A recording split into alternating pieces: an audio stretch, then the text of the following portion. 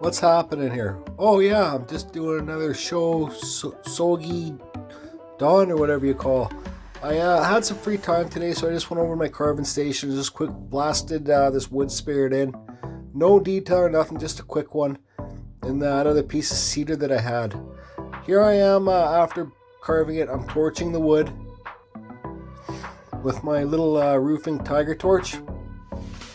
You can see the hot coals there. So that's when you know you got each part's torched enough, when you see the little coals. Like it breaks off in little pieces there, kind of, see it? Whatever. See it cracking here, right? My torch wasn't working good enough, so I don't really think I burnt this piece good enough. But whatever. You can see the burns in there.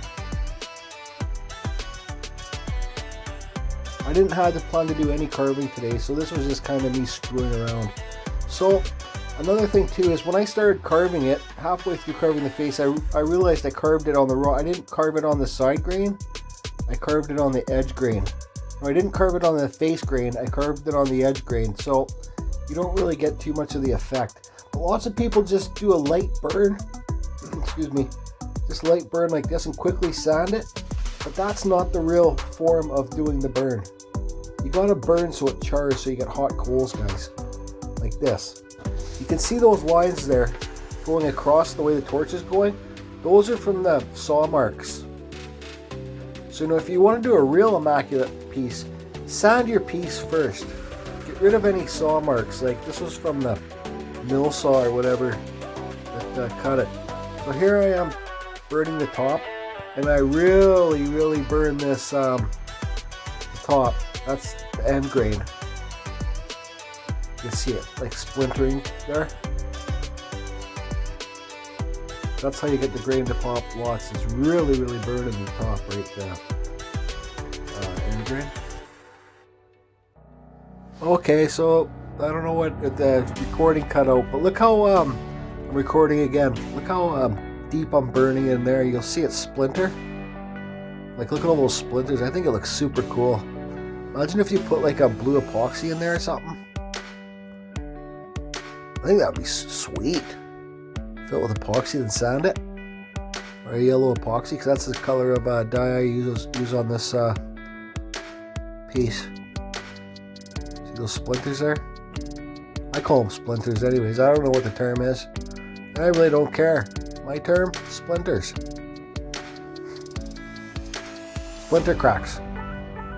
Yeah, sure, why not? Let's burn his forehead a bit more. Yeah, let's do the nose too. Why not? Grumpy Jesse's in jail. He'll get out in a couple weeks when I pay for his bail. Make him learn his lessons. Okay, so these flapping discs are nylon. I ordered them on Amazon. I ordered a set of 3. So there's 1, there's 2. That's the hardest, the gray one, it feels like. And this orange one is second hardest, and it feels like the blue one is the softest. The bristles are the thinnest. And you guys can see my dust mask right there. Well, it's gone now. But yeah, I clean it up with this. Works pretty damn good. So you can see the wood color there is cleaned up already, and the black is still charred. They leave marks, guys, but big deal. Just go with the grain, and you can hardly tell that the marks are there. So I got his face cleaned up. Yep. Okay, so what am I talking about here now? I'm gonna go take it home, paint inside the eyes, paint inside the mouth, black, just dollar store paint.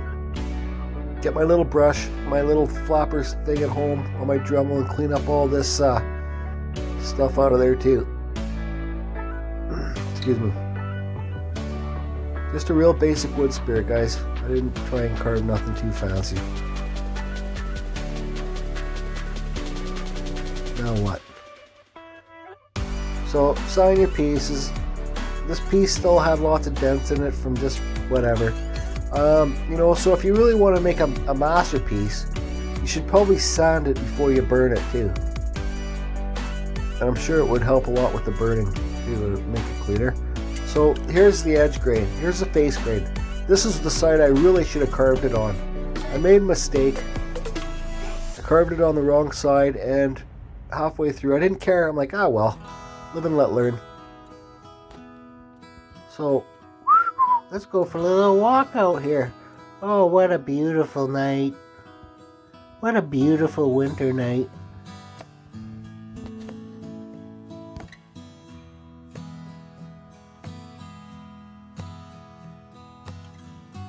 Okay, it's done. Now it's going in the car, truck, whatever, and going back to my place. Okay, so like spots like this, that was like a little branch coming out of there, a little stick twig thing. So I'm going to paint that black. I'm going to paint in the eyes black. And I'm going to paint in the mouth black. Because if you guys torch too much there, you're going to torch all your detail away. Just, once again, dollar store paint and a dollar store paintbrush. Okay, yep. So, yeah, whatever. There it is, black now. Right on. Okay, so you can see the face grain there. It's nothing like the edge grain. It's nothing like the one I made before. Here's face grain, where you can see the different wrinkles and it looks like it's flowing. Those are just straight lines because that's the edge grain. Now you're looking at face grain down here.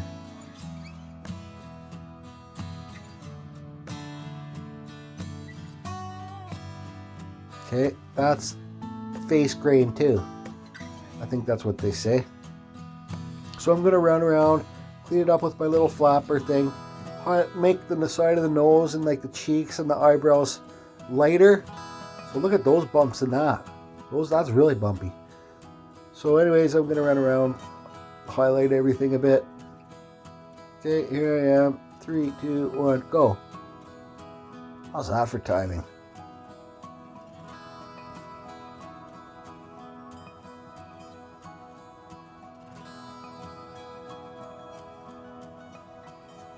Don't try and just don't sand away your bumps, guys, like where it's dark in the hard part of the grain. So just running around. Like I said, I wasn't planning on filming today, but I said, why not? Okay, so here's the ugly side. So let's let's clean it up. Yeah, oh, something happened. Okay, so yeah, what's going on here? Okay, so you can see it's highlighted. It's a bit brighter on the eyebrows, on the cheeks there, and I'm highlighting the tips of the hairs too. So beautiful face grain. What a shame, what a shame. Oh well, live and let learn. That's the side I should have carved on, right there. Yeah, and I tried to give him a droopy mouth lip thing. Okay, face grain, yes. Good job, thumbs up. Okay, so here we are, I got the dye. They say to, it's powder wood dye, yellow. They say to leave it sit for 20 minutes so it can, like, I don't know, absorb properly. I don't know what the word is, but okay, so let's do it. Let's just put the dye on and get this over with. So, you know, after you do the dye, my buddy Pete says the more you wipe it, the more it kind of, you can take it off and see some highlights. So tomorrow or next couple of days, whenever I get some time, I can resand the high points and do them a different color too. You know, you think this dye goes deep into the wood, but it doesn't. It's just, I don't know, I was kind of surprised. It's just really surface. It just takes a light sanding to take it off. But yeah, there's the side I should have carved. Hey guys, there is your face grain. Look how beautiful that is. Oh, here I am wiping it.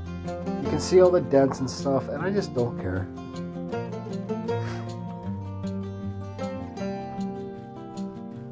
If I wanted to make a masterpiece, I would have spent all day on this piece.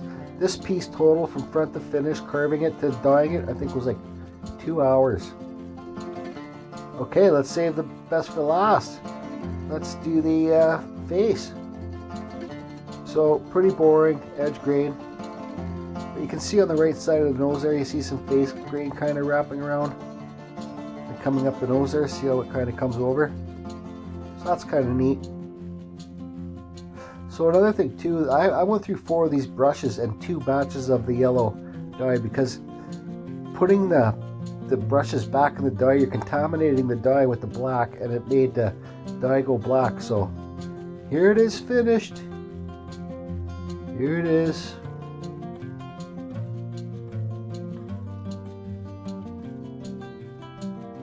So like I said,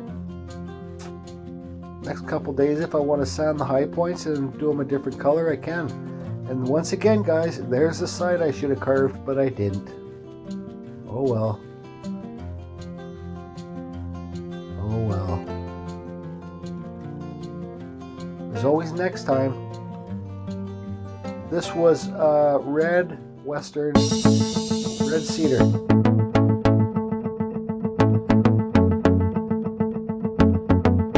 Okay guys, thanks for watching.